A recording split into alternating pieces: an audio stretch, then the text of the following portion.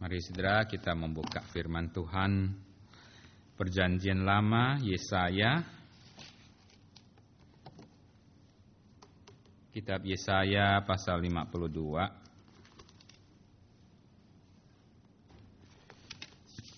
Kita akan baca dari ayat 11 sampai 12. Kitab Yesaya 52. Saya akan bacakan ayat 11 dan 12. Yesaya 52. Saya akan baca dari ayat 11 sampai 12. Demikian firman Tuhan. Menjauhilah, menjauhilah. Keluarlah dari sana. Janganlah engkau kena kepada yang najis. Keluarlah dari tengah-tengahnya. Sucikanlah dirimu, hai orang-orang yang mengangkat perkakas rumah Tuhan. Sungguh kamu tidak akan buru-buru keluar dan tidak akan lari-lari berjalan, sebab Tuhan akan berjalan di depanmu dan Allah Israel akan menjadi penutup barisanmu. Kita akan baca lagi Perjanjian Baru 2 Korintus 2 Korintus pasal yang ke-6. 2 Korintus pasal 6. Saya akan membaca dari ayat 17 dan 18. 2 Korintus pasal 6 ayat yang ke-17 dan 18. Demikian firman Tuhan. Sebab itu keluarlah kamu dari antara mereka, dan pisahkanlah dirimu dari mereka, firman Tuhan. Dan janganlah menjama apa yang najis, maka aku akan menerima kamu. Dan aku akan menjadi bapamu, dan kamu akan menjadi anak-anakku laki-laki dan anak-anakku perempuan. Demikianlah firman Tuhan yang Maha Kuasa.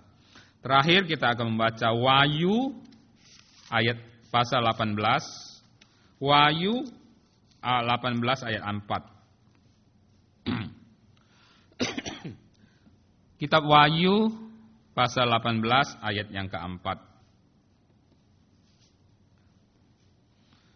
Demikian firman Tuhan, Wahyu pasal 18 ayat 4. Lalu aku mendengar suara dari surga berkata, pergilah kamu hai umatku, pergilah daripadanya, supaya kamu jangan mengambil bagian dalam dosa-dosanya, dan supaya kamu jangan turut ditimpa malapetaka-malapetakanya.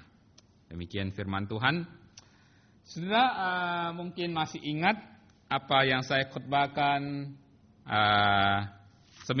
sebulan yang lalu, ya, di dalam Petrus mengatakan bahwa segala sesuatu sudah dekat, yaitu hari Tuhan sudah dekat artinya. Apa yang harus kita lakukan? Nah, Petrus di sana mengatakan, saya ulangi sedikit, yaitu lebih dekat dengan Tuhan. Yaitu kita harus menguasai diri, jadi tenang supaya dapat berdoa, yaitu lebih dekat dengan Tuhan. Terus yang kedua, yaitu menutup dosa. Apa yang bisa menutup dosa kita, yaitu kasih menutup banyak sekali dosa, yaitu dengan mengasihi sesama kita. Terus yang ketiga, yaitu jadi pengurus yang baik, yaitu melakukan dengan kekuatan yang dianugerahkan Allah, mengurus sebagai pengurus yang baik dalam waktu, dalam uang, dalam pekerjaan kita. Nah, hari ini kita akan melihat tentang satu tema, yaitu apa yang kita baca pada hari ini dalam 3 bagian Alkitab itu, yaitu seruan Allah kepada umatnya, ya, yaitu keluarlah, keluarlah. Nah, seruan ini adalah kita melihat kalau terakhir itu adalah Wahyu. Wahyu itu adalah di mana melukiskan yaitu Tuhan Yesus akan datang lagi. Yaitu sama dengan apa yang saya bicarakan bulan yang lalu. Apa yang harus kita perbuat kalau kita tahu Tuhan Yesus akan datang lagi. Nah, maka ini adalah bagian yang kedua yang saya mau khotbahkan, yaitu apa yang harus kita keluarkan, apa yang harus kita lakukan, yaitu Allah berseru supaya keluar. Ya, keluarlah. 3 bagian yang kita baca, kita lihat sama satu seruan. Ada yang menerjemahkan, menjauhilah, pergilah, keluarlah. Nah, saudara, menjauh kemana? Keluar mana? Pergi kemana? Nah, saudara, kalau kita melihat Yesaya, kita melihat 2 Korintus maupun Wahyu, ya, di sana adalah seruan yaitu mereka keluar dari Babel. Ya, keluar dari Babel yaitu di mana ada satu latar belakang. Saudara, kira-kira tahun 583 atau 586 itu di mana orang-orang Israel ditawan, ya, dibuang ke Babel. Nah, di sana mereka selama 70 tahun. 70 tahun itu mereka itu sudah tinggal sepertinya ada kesenangan-kesenangan di kota itu, di kota Babel itu. Nah, maka mereka sepertinya sudah kebiasaan kehidupan di sana. Ya. Maka Allah sesungguhnya dengan membuang mereka itu supaya menyadarkan mereka akan dosa-dosa mereka.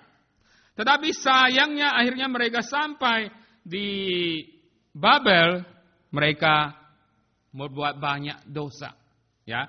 Maka baik di dalam Yesaya khususnya yang kita baca, itu adalah langsung menyuruhkan, ya, Allah menyuruh kepada umatnya supaya keluar dari Babel. Ya.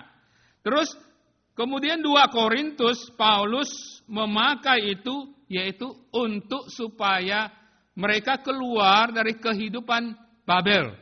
Nah, di dalam Wahyu juga diulangi yaitu pada akhir zaman Allah berseru kepada mereka juga keluar dari Babel.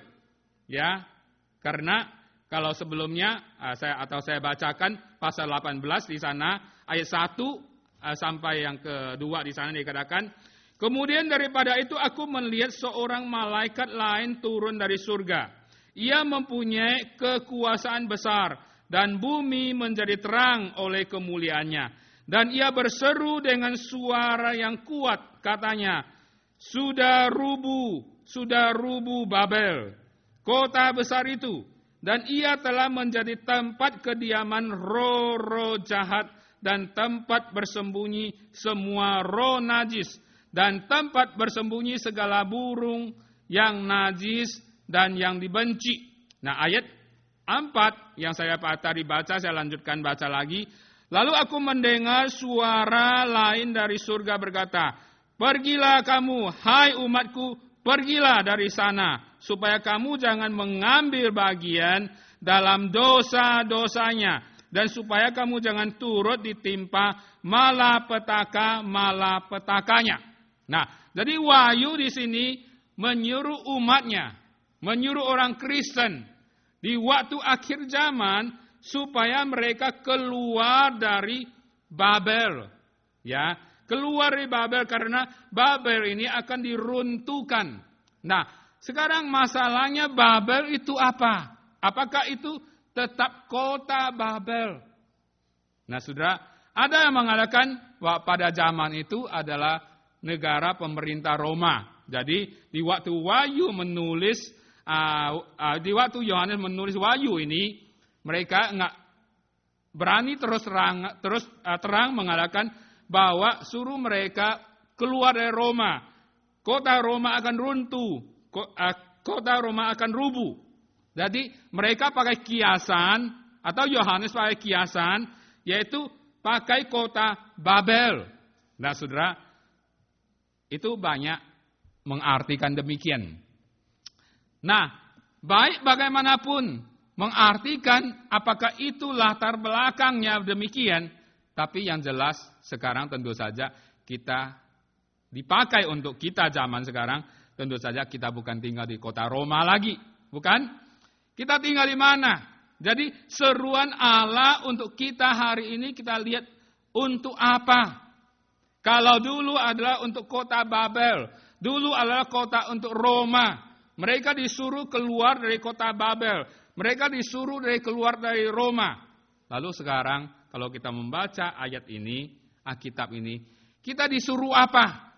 Pada akhir zaman ini Allah mau kita keluar dari mana? Saudara, kita tinggal di mana? Amerika, dia bilang. Ya, kita tinggal di mana? Sacramento. Apakah kita harus keluar dari Amerika, keluar dari Sacramento? Kalau gitu, nanti akhir zaman.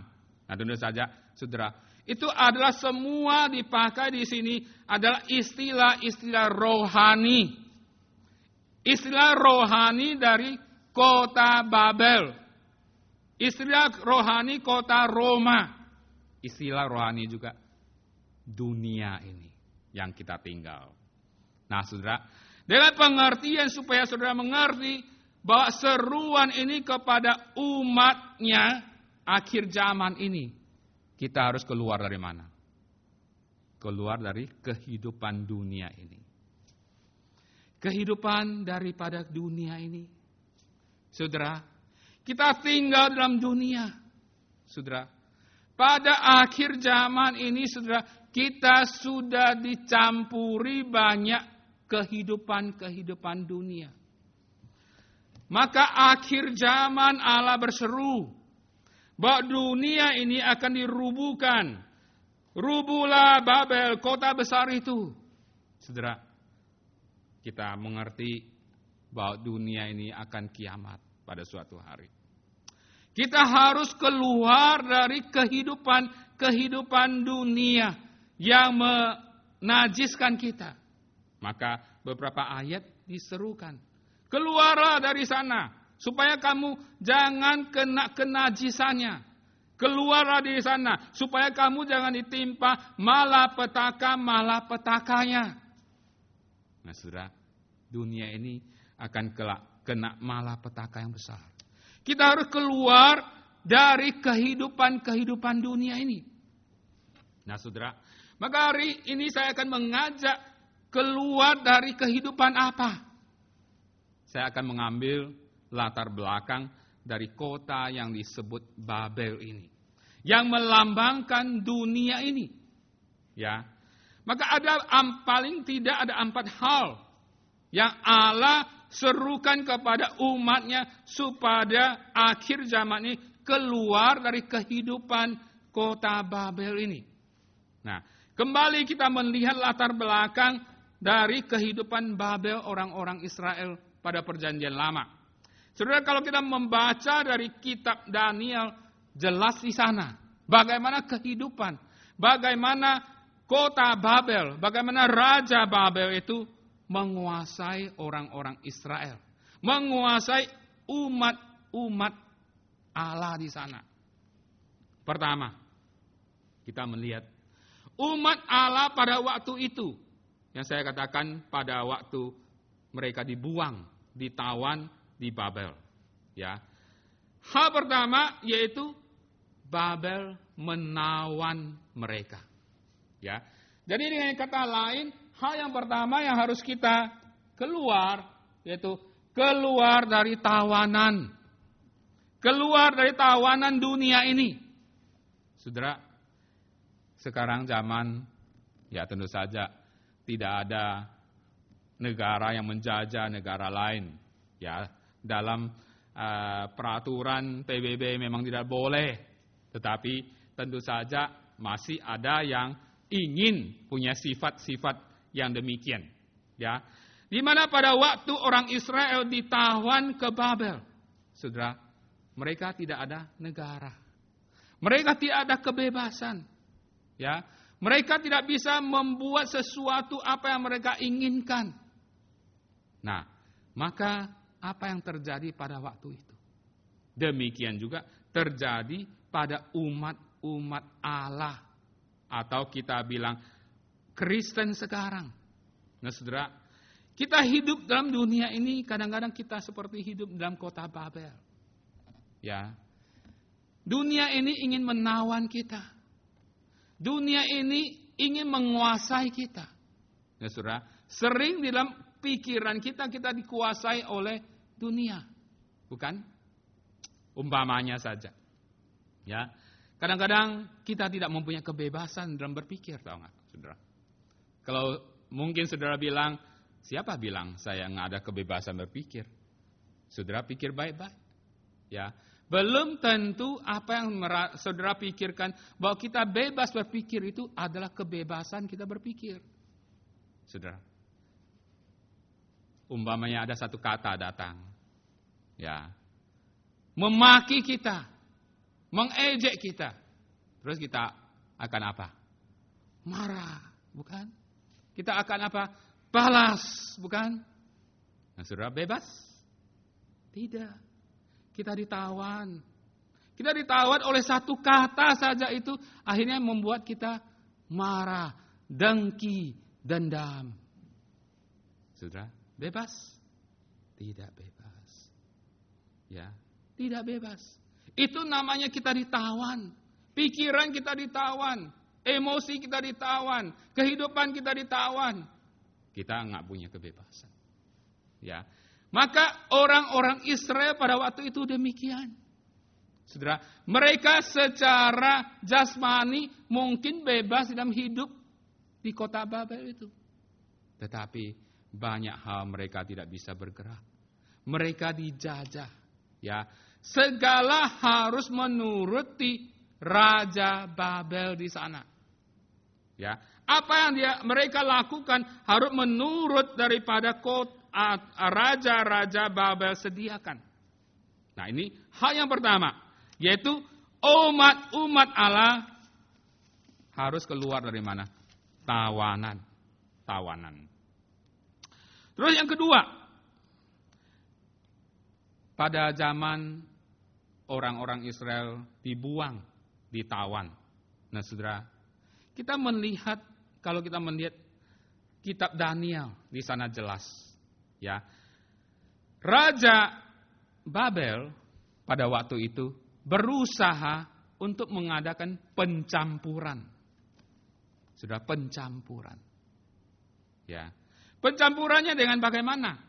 Nah, kita melihat, ambil contoh daripada Daniel. Saudara. Daniel dengan teman-temannya dibuang, ya, ditangkap, ditawan. Kemudian raja mau mengadakan pemilihan. Ya, pemilihan untuk orang yang bisa diambil sebagai orang yang bijak di dalam hal kerajaan untuk bekerja bagi raja. Nah, ini maka terjadilah satu pencampuran antara kehidupan mereka. Pencampurannya bagaimana? Bukankah sebelum dijadikan pegawai atau dijadi satu pekerja, Daniel dikasih apa? Makan yang enak, bukan? Dididik yang enak. Dikatakan apa di sana? Daniel itu dikasih santapan raja.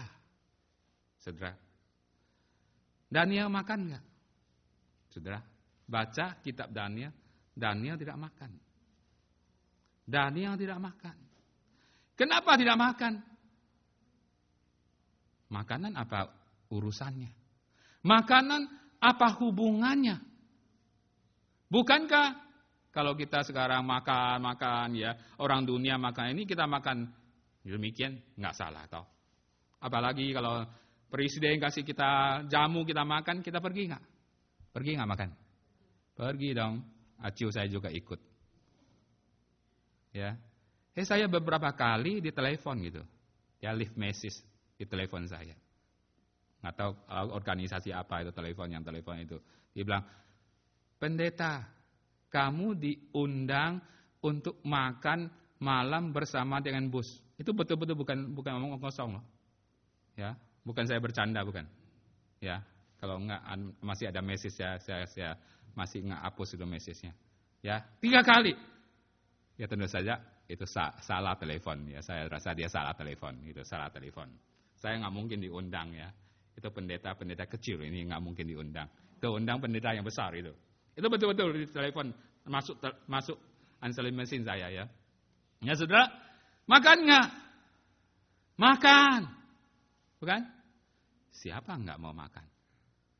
Ya, presiden undang kita makan loh. Oh, pasti kita makan. Tapi saudara, lihat kalau kita baca kitab Daniel. Ya, santapan disediakan supaya mereka makan makanan itu. Supaya menjadi apa? Orang yang pintar, yang bijak. Sesudah menjadi orang yang pintar, orang yang bijak, dikatakan apa, saudara? Supaya mereka bekerja untuk raja. Saudara, kenapa Daniel nggak makan? Daniel bilang kepada mereka yang melayani dia bilang, saya nggak akan makan, saya minum air putih aja. Ya, saya nggak makan daging. Saudara, Daniel tahu itu pencampuran yang dari Raja Babel. Ingin supaya di dalam kehidupannya sebagai umat Allah menjadi apa? Umat dunia, umat setan. Saudara, Daniel tidak makan. Dia tidak makan, tapi dia mempunyai hikmat juga.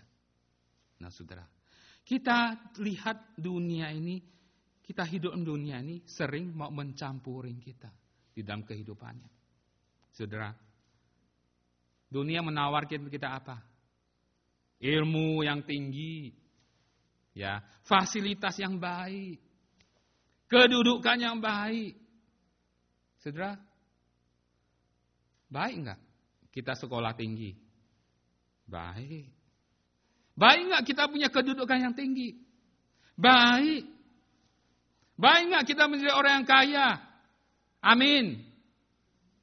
Persembahan banyak. Bukan? Tapi saudara, ingat satu hal. Saudara, kita punya pendidikan yang tinggi, kita mempunyai kekayaan yang banyak. Ya, kita mempunyai kedudukan yang tinggi. Yang saudara harus tahu, kamu melayani siapa? Kamu bekerja untuk siapa? Dengan ilmu itu, kamu pakai untuk siapa?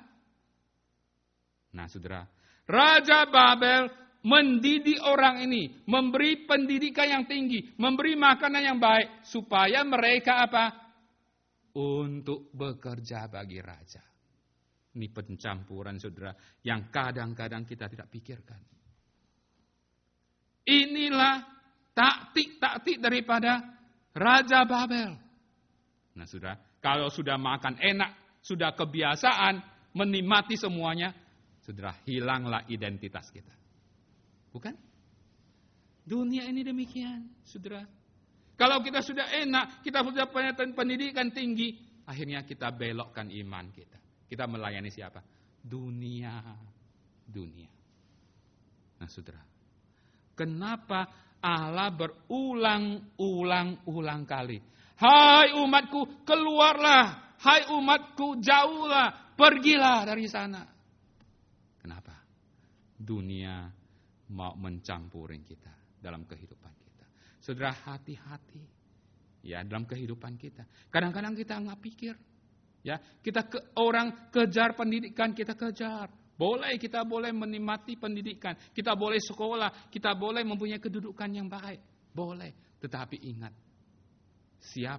untuk siapa kita bekerja? Kalau kita sudah mendapat semua ini, nah saudara, kalau untuk dunia, saudara, berarti saudara kena pencampuran daripada Raja Babel ini, raja dunia ini, setan ini. Nah sudah, maka Allah berkata kepada umatnya, keluarlah, jauhlah, pergilah dari sana. Hati-hati, saudara, supaya kamu jangan kena malapetaka-malapetakanya. Saudara, dunia ini akan habis. Semua kegiatan dunia akan hilang semua. Nah ini hal yang kedua, yaitu keluar dari pencampuran dari dunia ini. Hal yang ketiga, kita akan melihat kembali dari kitab Daniel ini. Saudara, saya nggak punya waktu untuk membaca. Saudara pulang baca Daniel baik-baik. Ya, cuma saya akan mengambil latar belakangnya di sini. Allah menyuruh kepada umatnya, keluarlah, jauhlah, pergilah dari sana. Pergi dari mana? Yaitu dari keluar dari berhala. Saudara ingat? Akan 3 teman Daniel yang dibuang ke Babel. Apa yang terjadi pada mereka? Ya. Pada suatu kali, ya, Raja Babel mendirikan patungnya besar supaya semua diperintah untuk apa? Menyembahnya. Terus ketiga teman Daniel itu menyembah enggak? Tidak. Tidak, saudara. Tidak mau menyembah. Raja perintahkan kalau tidak menyembah akan diapa? Dimasukkan api. Dibakar hidup-hidup. Tapi saudara, tetap mereka tidak menyembah. Tetap tidak menyembah. Biarpun mati dibakar, mereka tetap tidak menyembah. Nah saudara, itu umat Allah yang bagus. Itu umat Allah yang keluar daripada berhala. Saudara, kita mengatakan kita sekarang tinggal di bukan kota yang Babel, tetapi seperti kota Babel. Saudara, kita ditawarkan menyembah berhala. Kita ditawarkan penyembahan berhala. Kalau tidak mau menyembah, saudara akan miskin, akan mati, nggak bisa kehidupan. Saudara, saya begitu sedih saya mendengar ada cerita demikian, ada kisah ya yang masuk ke gereja. Ya, katanya di gereja ada persekutuan pemuda sekarang, ya di waktu persekutuan mereka tidak ada renungan lagi. Mereka tidak ada puji-pujian rohani lagi. Mereka mengadakan apa? Mereka membaca 1-2 ayat Alkitab. Ya. Kemudian sesudah baca 1-2 ayat Alkitab, mereka adakan apa? Karaoke. Nyanyi karaoke. Sudah habis makan, bubar. Saudara, inikah persekutuan pemuda? Oh ya, kalau begitu akan banyak orang datang ikut persekutuan. Kalau begitu persekutuan kita itu namanya persekutuan pemuda. Kalau tidak itu persekutuan orang tua yang nyanyi him, yang nyanyi nyanyian rohani, yang ada khotbah dan sebagainya. Itu tidak relevan lagi untuk dunia ini. Saudara, hati-hati. Penyembahan berhala sudah datang. Ya, dunia ini menawarkan banyak hal yang bagus, yang indah. Saudara, demikian juga ada gereja yang demikian. Ya. Ada gereja ditawarin berhala juga. Ya. Mungkin kita sudah dengar banyak hal tentang ini. Ya. Kalau ada pemilihan majelis, ada pemilihan pengurus. Nah, saudara, kita bisa melihat di buletin itu banyak orang persembahan-persembahan. Ada gereja yang memang persembahan itu dicantum namanya ya. Si anu A itu persembahan berapa, B itu persembahan berapa. Gereja kita enggak mencantum nama-nama, hanya mencantum jumlahnya, ya. Nah, saudara, biasanya katanya ada gereja kalau sudah dekat pemilihan majelis, dekat pemilihan pengurus, saudara, biasa persembahan itu banyak. Ya, nama-nama keluar itu persembahannya besar-besar. Kenapa? Saudara, karena yang dipilih menjadi pengurus yaitu menurut standar siapa persembahan paling banyak. Saudara, itu bukankah sudah celaka? Itu bukankah sudah merupakan penyembahan, bukan penyembahan Allah, penyembahan berhala? Nah, saudara, demikian di waktu umat Allah ditawan. Ya, Raja Babel datang. Ya, saudara, Seharusnya mereka menyembah Allah. Ya, ditawar menyembah berhala, menyembah patungnya. Siapa yang tidak menyembah, saudara, akan dibakar. Maka saudara, Allah berseru kepada umatnya zaman akhir zaman ini.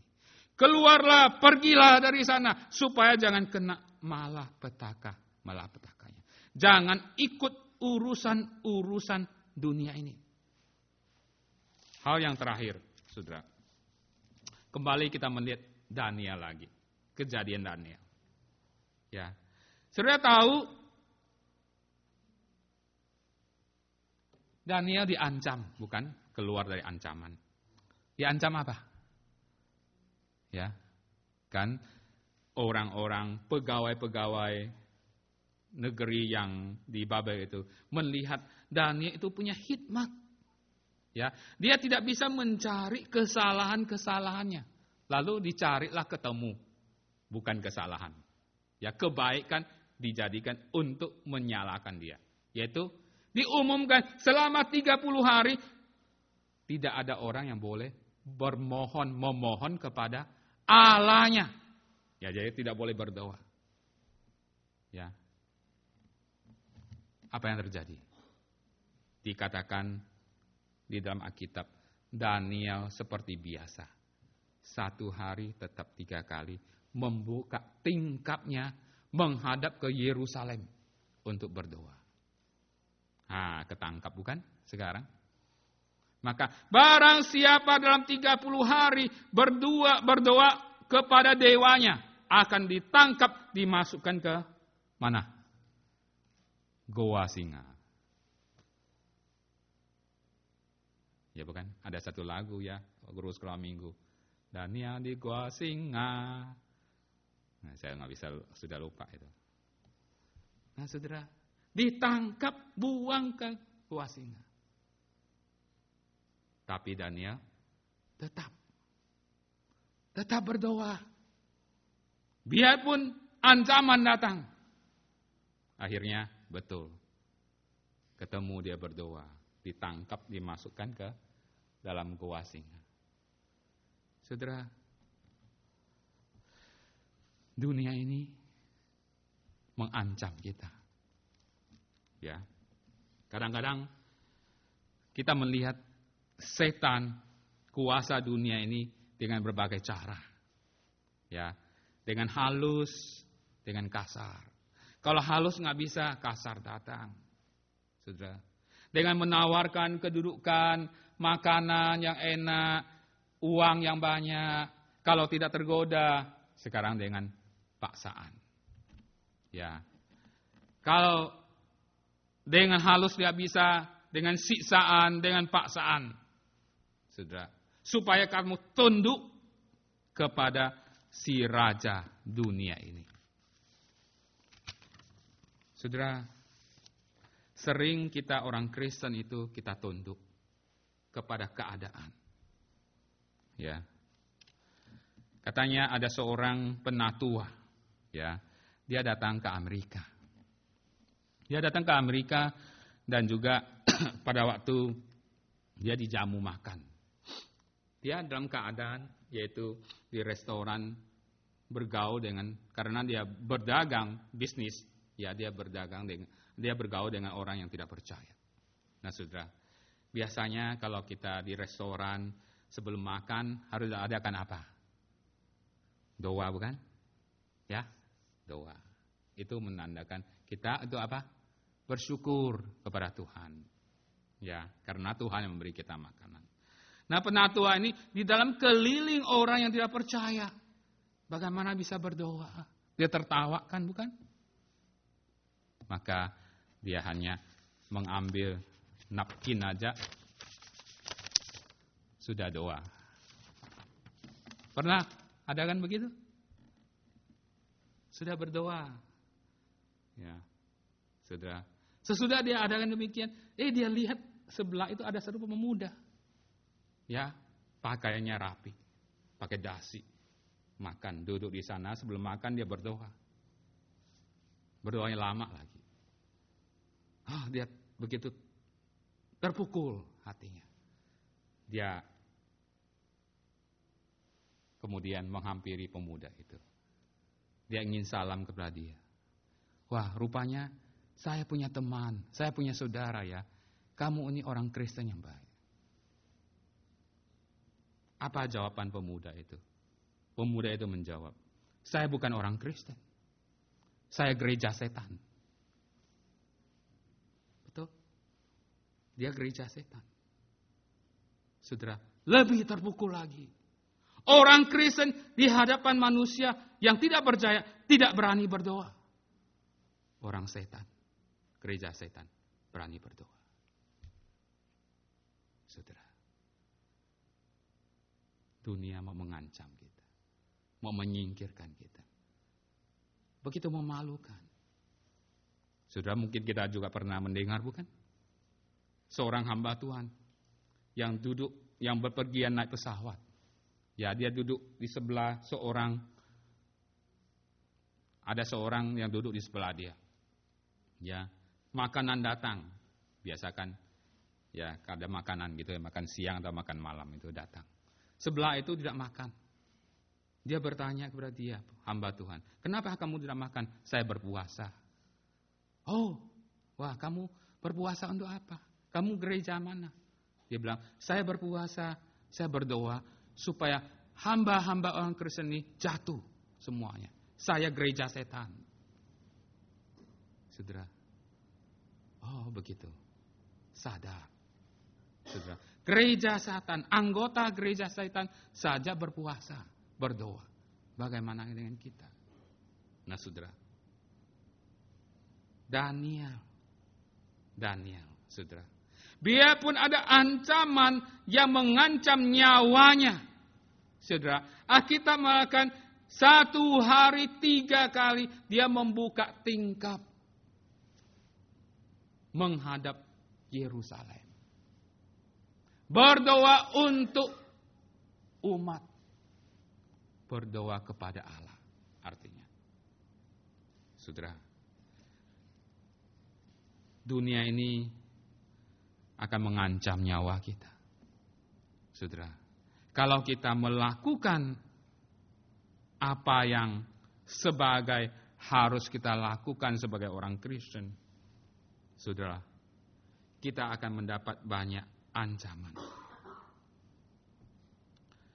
Saudara, ada seorang hamba Tuhan mengadakan satu perkataan yang bagus. Saudara, perkataan ini demikian. Dia bilang, saudara, memang kita hidup dunia ini. Saudara, ingat kalau kita mau keluar dari kehidupan dunia ini, kita akan membayar harga mahal. Ya, kita kalau mau keluar dari kehidupan Babel ini, kita mau keluar dari kehidupan dunia ini, kita harus membayar harga yang mahal. Tetapi kalau kita tidak membayar harga yang mahal ini, saudara, kita kalau tetap hidup dalam dunia kehidupan ini, kita akan membayar lebih mahal harganya. Itu yang mungkin yang kita baca, Alkitab yang kita bacakan. Kenapa, saudara? Bukankah Allah mengatakan, hai umatku, keluarlah, jauhlah, pergilah. Supaya kamu apa? Jangan ditimpa malapetaka.